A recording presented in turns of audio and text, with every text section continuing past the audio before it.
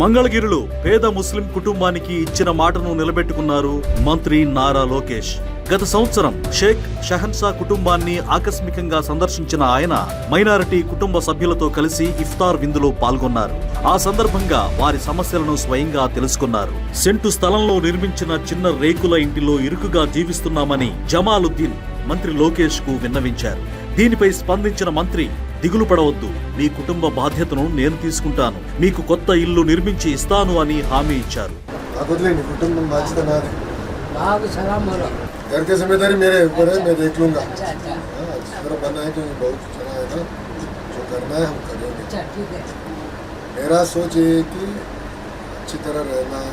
ఆ హామీని నేడు నెరవేర్చుతూ పేద ముస్లిం కుటుంబానికి కొత్త గృహాన్ని నిర్మించి ఆయన అందించారు. దీంతో వారి సొంత ఇంటి కలను సాకారం చేసి మాట నిలబెట్టుకునే నాయకుడిగా మరోసారి నిరూపించుకున్నారు మంత్రి నారా లోకేష్. పోయిన సంవత్సరం రంజాన్లో నారా లోకేష్ గారు వచ్చినారు ఇంటికి.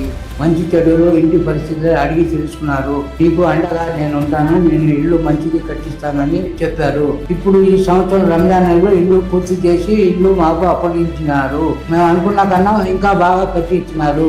వాళ్ళు 10 కాలాలు బాగుండాలని దేవుని ప్రార్థించుతున్నాను. నారా లోకేష్ గారికి ధన్యవాదాలు.